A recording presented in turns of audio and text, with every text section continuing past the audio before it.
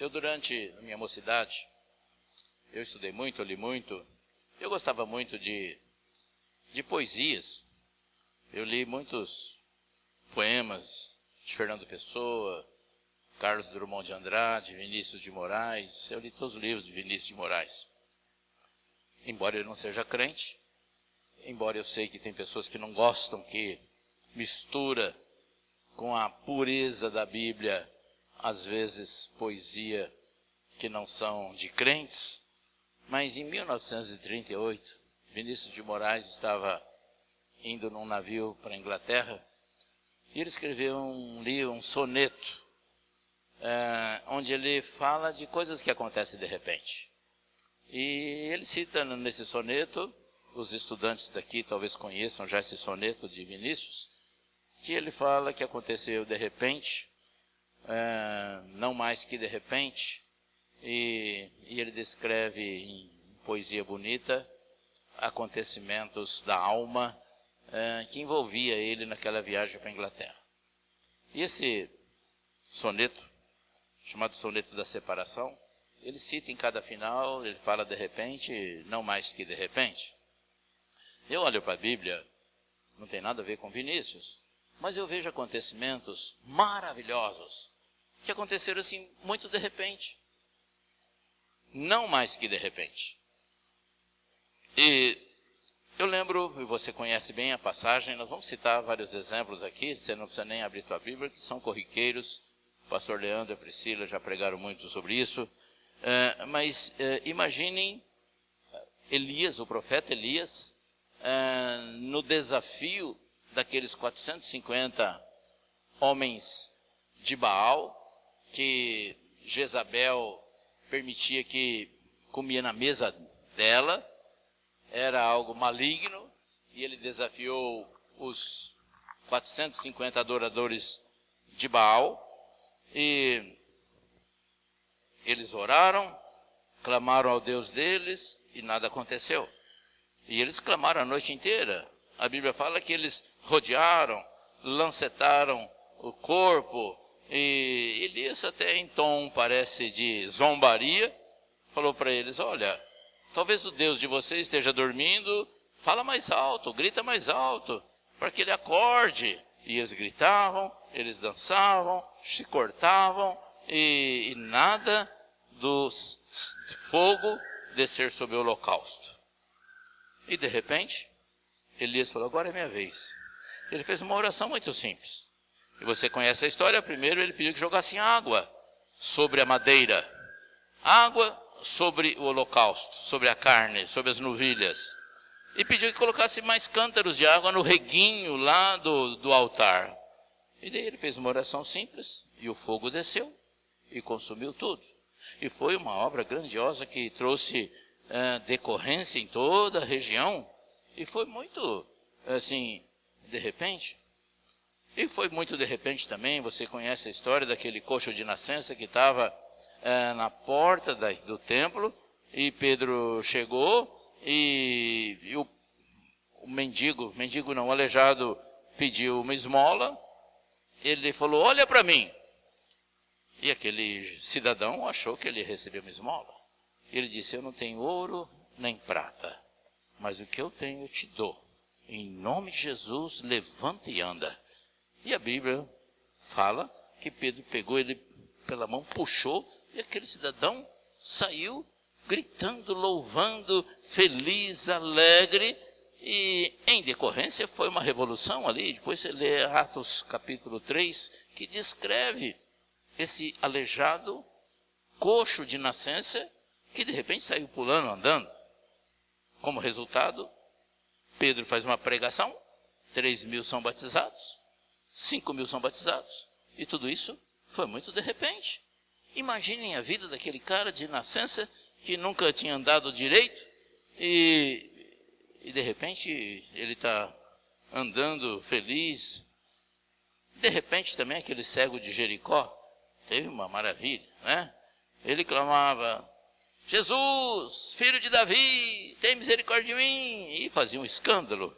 E o pessoal: para quieto, você não percebe que você está dizendo? Olha, falta de educação, Fica quieto, né? Jesus está passando lá. E ele gritava, Jesus, filho de Davi, tem compaixão de mim.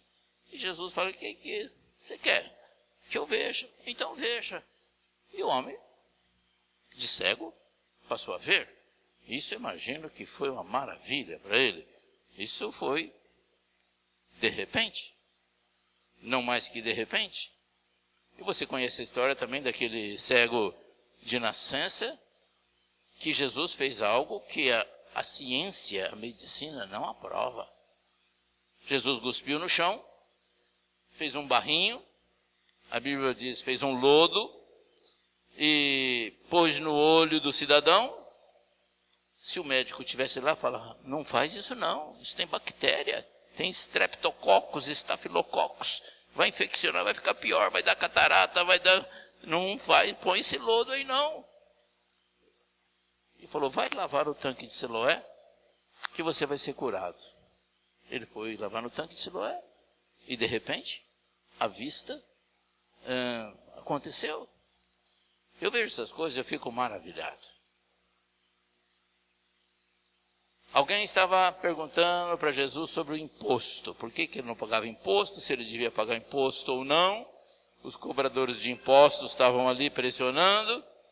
E Jesus falou assim para Pedro, Pedro, vai lá pegar um peixe, que na boca do peixe você vai encontrar uma moeda, paga o imposto para evitar essa controvérsia. Queridos, que coisa maravilhosa. Pedro vai lá, pesca um peixe, abre a boca do peixe e tem o dinheiro para pagar o imposto. Eu acho que diante desses fatos bíblicos e considerando que você sabe que Jesus é o mesmo ontem, hoje, sempre, significa que tem uma oportunidade hoje, de repente, não mais que de repente, a tua vida mudar. Amém? Você recebe isso? Mas escutem bem, você está lembrado daquela multiplicação de pães e peixes? Foi muito rápido. 20.000 pessoas aproximadamente se alimentaram de 2 pães e 5 peixes. Se for 5 peixes ou 2 pães, me perdoem que eu não sempre faço confusão. Naquele casamento, queridos, transformar água em vinho. Eu sou biólogo, estudei um pouco de química também. Eu sei as moléculas de um vinho e sei as moléculas da água. E a minha cabeça de biólogo não consegue entender como é que a água foi transformada em vinho. Eu não consigo entender como é que um homem que é mais pesado do que a água pode andar sobre as águas. Mas eu deixei de procurar entender as coisas. A verdade é que ele andou sobre as águas, ele transformou água em vinho e fez muito mais outras coisas que a mente humana não consegue entender. Você não consegue entender como que Lázaro estava 4 dias morto, e vamos lembrar que Israel é quente, é deserto, colocaram uma pedra em cima da cova, ou seja, devia estar um mau cheiro. A própria irmã de Lázaro falou, mas Senhor, vai cheirar mal, faz 4 dias que ele morreu, porque Jesus tinha mandado tirar a pedra. Em outras palavras, ela fala, olha, é bom não tirar a pedra não. E ele diz, tirem a pedra. Tiraram a pedra e ele disse, Lázaro, vem para fora. E Lázaro saiu pulando. E você não entende como. E sabe qual o tempo que demorou? Foi muito rápido. Foi de repente. Eu não sei se ele estava doente. Eu não sei a causa mortis de Lázaro. Mas eu imagino que um cidadão que está numa cova e acorda para a vida, eu acho que é uma alegria muito grande. Queridos, essa alegria muito grande pode ser desfrutada por você, de repente, muito rápido, hoje, porque é o mesmo Deus. E você veio aqui porque você crê nele. Então eu acho que você pode exercitar a tua fé. Quero lembrar que você conhece também um trecho do homem possesso. talvez o endemoniado mais cheio de demônios que a Bíblia descreve. Porque quando Jesus perguntou qual é o teu nome, os demônios falaram, legião, porque somos muitos. E Jesus expulsou os demônios, eles foram para 2.000 porcos, os porcos se precipitaram num desfiladeiro, morreram todos. Isso está em Lucas 8, você pode conferir, mas é o homem de Gadara, o Gerazeno. Era um cara que vivia nu no cemitério. Ele não dormia, a Bíblia fala que ele andava de dia e de noite. Ele se cortava com pedras, se lancetavam e colocavam grilhões, correntes, e ele se rompia, nada conseguia subjugá-lo. Era um cara endemoniado, mas, de repente, Jesus expulsa os demônios dele e o cara vira um evangelista. Se você olhar na Bíblia, um pouquinho depois, ele já está com roupa agora, está livre, liberto, ele quer ir com Jesus no barco, e Jesus fala, não, você não vai comigo, você vai pregar para os teus, você vai testemunhar em Decápolis o que aconteceu com você. O cidadão de manhã é um demoniado, à tarde já vira um mensageiro da palavra do Senhor. E às vezes nós aqui, nesta igreja, lá em Barretos, para evangelizar, nós queremos fazer o curso, seminário, teologia, estudar muito a Bíblia, ler 5 vezes a Bíblia, entender Apocalipse. Não precisa disso. Você não tem 2.000 demônios, nem 100, nem 10, nem meio, eu creio. Nunca vi meio demônio, mas né, vai que a gente não entende muita coisa, né? Alguém tem meio demônio aí? Levanta a mão não, pelo amor de Deus. Então você está melhor que aquele homem de Gadara. Então vai para Decápolis pregar a palavra. Se você não conhece onde é Decápolis, o pastor te ensina onde é o Porecatu. Vai lá no Porecatu, né? Muito bem. Você conhece também uma passagem bíblica interessante, que foi uma mudança muito drástica. A Bíblia nos diz de uma mulher corcunda, que ela vivia 18 anos curvada. Eu imagino que a adaptação na casa dela devia ser tudo para o fato dela ser corcunda. O sabão tinha que ser no chão, a roupa, o guarda-roupa tinha que ser baixinho, porque ela só olhava para o chão.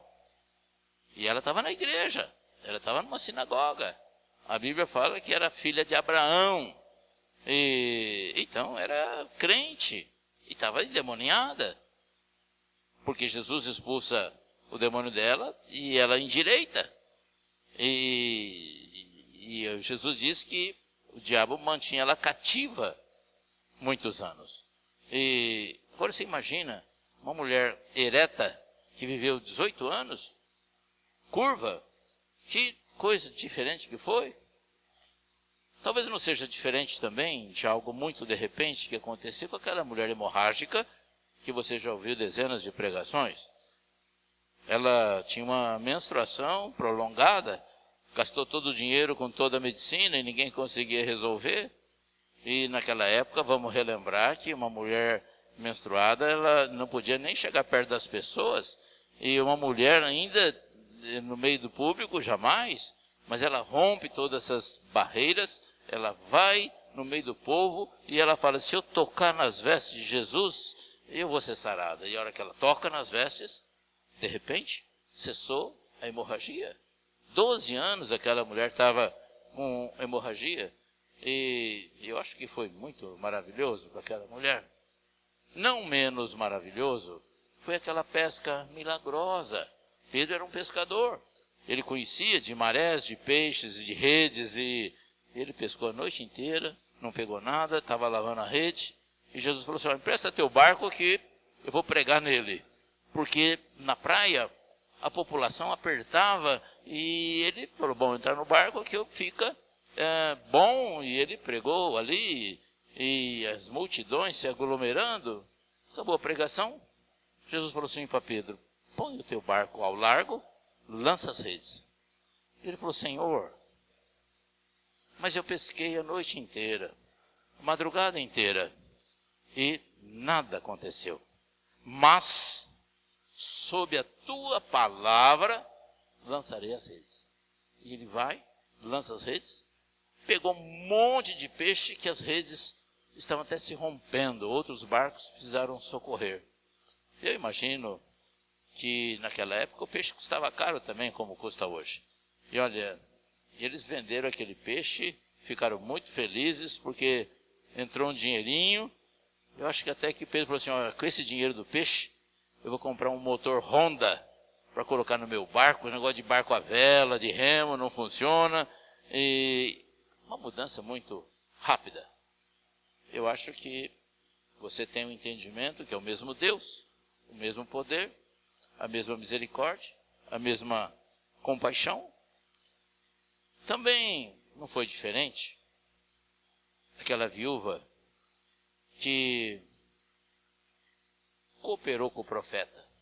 E ele falou, busca as vasilhas, todas as embalagens, bacia, panela que você tiver aí, que o azeite não vai acabar. O azeite na panela não vai acabar. E ela trouxe, pediu da vizinha, balde, sei lá o que ela trouxe, e foi colocando óleo, azeite, né? Não é óleo, azeite. E enquanto tinha embalagens para colher aquele azeite, ele foi multiplicando. E eu gosto muito de azeite. Eu fico imaginando que aquele azeite devia ser o melhor azeite do mundo, porque era um puríssimo que veio dos céus, né? Deus que mandou. E aquela mulher deve ter montado o primeiro entreposto de azeite lá das regiões de Israel. E foi muito de repente, né? Foi algo maravilhoso que a Bíblia fala e você conhece a história.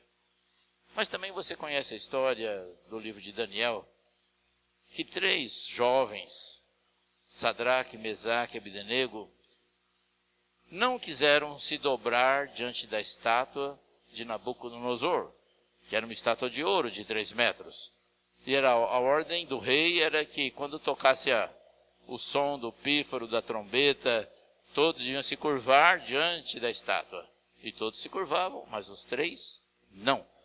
Porque eles eram de Israel, eles conheciam os princípios de Deus, eles conheciam que só devia se prostrar diante do Senhor, que é o único Deus, não há outro, e eles não se prostraram. E o rei ficou sabendo e mandou chamá-los. E talvez o rei falou assim, não, eu vou dar uma chance para eles, eles vão se dobrar já já. E o rei falou, olha, a fornalha está acesa e a regra, o decreto é que quem não se dobrar vai para a fornalha. Então eu vou dar uma chance para vocês, vai tocar o som do pífaro e você vai se dobrar. E eles falaram assim, rei. Não, e o rei falou assim, eu quero ver qual o Deus que vai te livrar da fornalha. E eles foram muito corajosos. Talvez você não entenda isso, mas o Nabucodonosor era considerado quase que um semideus. Ele matava quem ele queria, ele liberava quem ele queria, ele fazia o que ele queria, porque ele dominou o império e ele era realmente poderoso. E eles falaram para aquele rei poderoso, saiba tu, ó rei, nós não nos prostraremos diante da tua estátua. Se o Senhor quiser nos jogar na fornalha acesa, o Senhor joga. Se Deus quiser nos livrar, Ele nos livra. E se Ele não quiser também nos livrar, saiba tu, ó rei, nós não nos prostraremos diante da tua estátua. Gente, que coragem, que moços corajosos. E o rei ficou irado e mandou a fornalha ser acesa 7 vezes mais. E mandou jogar os 3 na fornalha. Tanto alta era a temperatura que quem jogou morreu na hora. A Bíblia nos fala isso. E os 3 passeando lá no meio do fogo. Só que não eram 3. O rei olha depois e vê 4. E ele fica perplexo. Fala, mas nós jogamos 3, tem 4. E eles lá, a Bíblia não fala isso, mas eu imagino que estava assobiando lá dentro, né? E nem sentindo calor. E de repente o rei manda eles saírem para fora. E eles saíram, mas nem cheirinho de queimado, nem o cabelo, nem os cílios, nada chamuscado. O rei ficou assustado e fez um decreto que de hoje em diante o Deus deles era o Deus da Babilônia e colocou eles em destaque. Foi uma mudança muito radical. E sabe qual é o tempo disso? De repente, muito de repente. Eu quero que você exercite a tua fé. Você não tem problemas de prostrar diante de uma estátua. Você não tem que lançar redes como o Pedro. Talvez você não tenha hemorragia como aquela mulher. Mas você tem preocupações, você tem sonhos que ainda não foram alcançados. Talvez você esteja com problemas de desemprego ou de saúde. Eu não sei o que passa na tua vida, mas Deus sabe.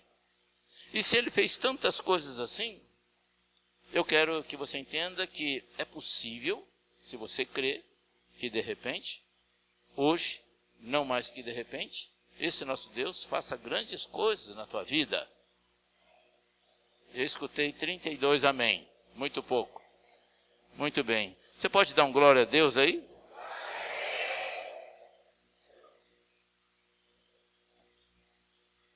Entre as muitas coisas na Bíblia que eu admiro, talvez você também admire, seja aquele jovem chamado Daniel, é aquele que foi jogado na cova dos leões, e os leões não o comeram, e você desde criança já ouviu essa história de Daniel na cova dos leões. Mas tem uma história bonita dele, porque o rei Nabucodonosor teve um sonho esquisito, e ele queria que os sábios dele interpretassem o sonho. E os sábios chegaram e falaram: o rei, ó majestade, conta-nos o sonho e nós daremos a interpretação. O rei falou assim: não, vocês são sábios, vocês são cheios de poder, então vocês têm que saber o que eu sonhei. Imagina, majestade, quem é que vai saber o que o senhor sonhou?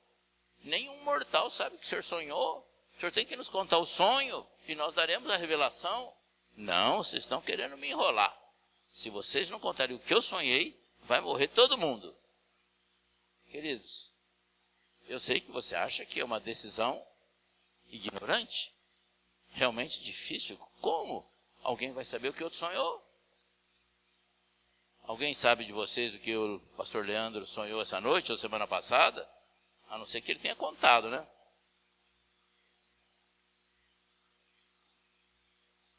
Mas escutem, esse jovem chamado Daniel manda um recado ousado para o rei. Manda avisar o rei que eu vou conversar com o meu Deus e o meu Deus vai revelar o que ele sonhou. Meu Deus, que cara corajoso.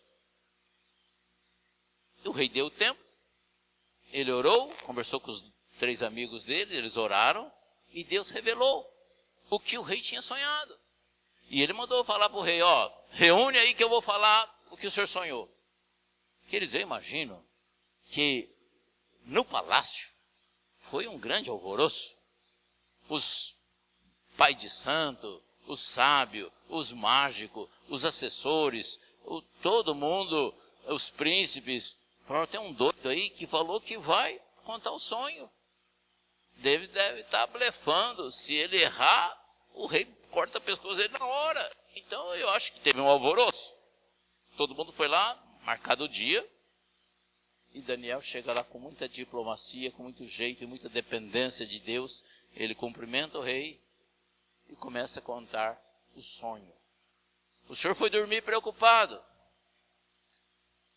com o futuro da nação da Babilônia. E o senhor teve uma visão de uma estátua enorme. Essa estátua, ela tinha um aspecto terrível. E a cabeça dela era de ouro. E o peito era de prata. E o cinturão de bronze. E os pés de ferro, a perna de ferro. E os pés de barro e de ferro. E essa é a visão que o senhor teve. E de repente veio uma pedra lançada não por mãos humanas, bateu contra essa estátua, esmiuçou a estátua, virou pó, virou migalhas, e a interpretação é essa. Essa cabeça de ouro é o reinado teu.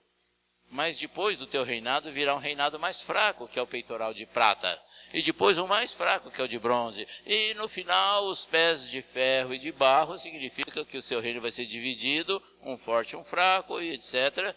E o rei ficou maravilhado, porque este foi o sonho, essa era a interpretação, essa era a mensagem, e mandou colocar Daniel como governador da Babilônia. Você já sabe alguém, o sonho de alguém que não te contou? Que coisa maravilhosa!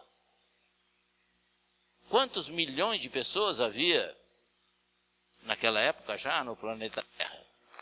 Hoje nós somos mais de 7 bilhões e meio de pessoas. Como é que Deus atende todos ao mesmo tempo? Como que Ele está presente na Inglaterra, na França, no Uruguai, na tua casa, lá em Barretos, em Tanabi, lá na igreja quadrangular, na igreja batista? Que Deus maravilhoso! Como que esse Deus lá de Moisés, de Abraão, Isaac, Jacó, José, é o mesmo Deus que está aqui hoje, feliz porque nós estamos com 4 anos de vida. Esse Deus atendeu a oração de Daniel, revelou o sonho, e foi uma mudança muito de repente. Quem está entendendo diz amém. Agora eu quero falar do milagre mais importante da Bíblia. Só que não foi de repente. Ele começou lá na eternidade. Foi muito precioso, valoroso, e talvez o milagre mais importante de toda a história da humanidade. Eu queria que você abrisse tua Bíblia em Miqueias.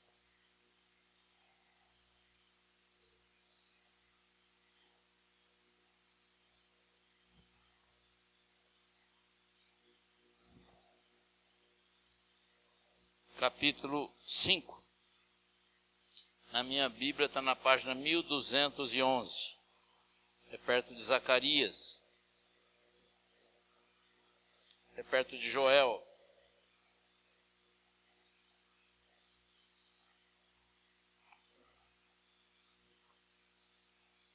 Eu disse Miqueias, capítulo 5. Nós vamos ler o versículo 2. Eu queria que alguém lá de trás ficasse de pé e lesse bem alto Miqueias 5, 2.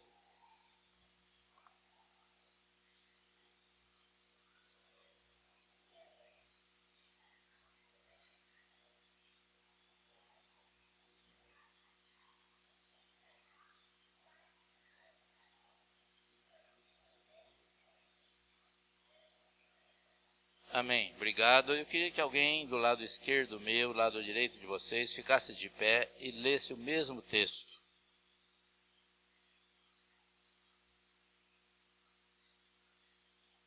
Já sei, do lado direito ninguém sabe ler, só do lado esquerdo. Não tem problema. Alguém pode ler? Mesmo texto.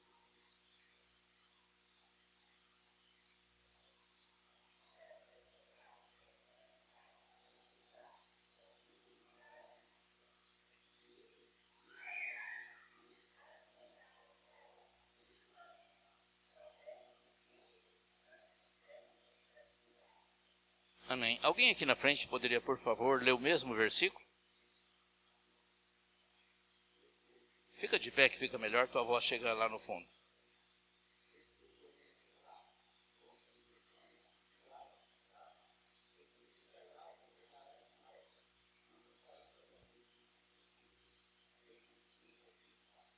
Amém. Agora eu faço uma pergunta para você. Esse texto está falando de quem?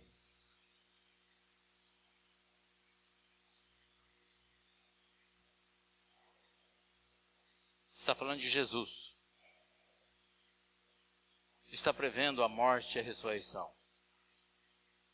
Quando Isaías fala do renovo, e fala que ele transformaria louvor em vez de cinzas, vestes de alegria em vez de pranto, está falando de Jesus.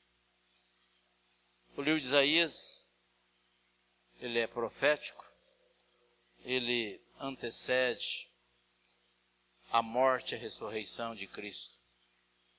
Eu disse que o maior milagre não foi a mulher hemorrágica, nem a pesca milagrosa, nem achar o estáter na boca do peixe, mas foi a morte e a ressurreição de Cristo. E quando ele chegou perto de João Batista disse: eis o Cordeiro de Deus que tira o pecado do mundo. Colossenses 2 fala que o escrito da dívida foi cancelado. E talvez você não entenda bem, mas lá na cadeia, antigamente, tinha na porta da cadeia, da cela, um cartaz, um bilhete, que era o escrito da dívida do cidadão. Está preso porque não pagou imposto para sei lá quem, ou porque roubou o jumento de não sei quem. Isso era o escrito da dívida. O escrito da dívida foi cancelado, ele perdoa os nossos pecados.